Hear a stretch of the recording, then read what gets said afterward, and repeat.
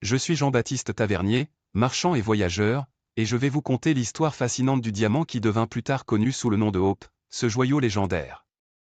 Tout commença en Inde, dans les mines de Golconde, où je découvris une pierre extraordinaire, d'un bleu profond et envoûtant.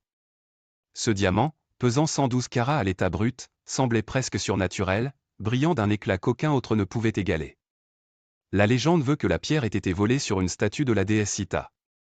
Je l'acquis après de longues négociations et la portai en Europe, fier de mon trésor. En 1668, je le présentai au roi Louis XIV, le roi Soleil, qui en tomba immédiatement amoureux. Taillé pour en sublimer la beauté, il fut connu sous le nom de bleu de France.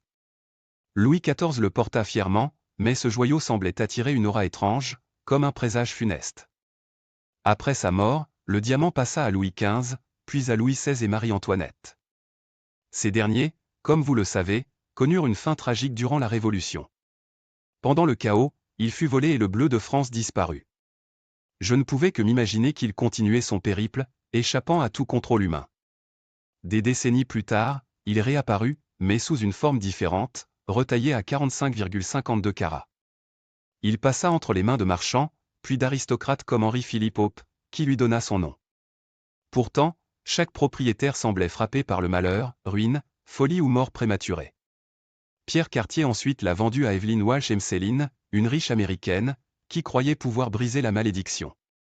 Elle l'exhiba fièrement, mais connut aussi une vie marquée par les drames et en devint folle.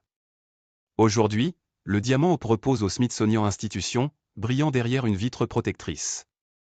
En tant que témoin de son histoire, je me demande encore si c'est la pierre elle-même ou les hommes qui en portèrent le poids qui l'ont chargé de tant de mystères. Abonnez-vous.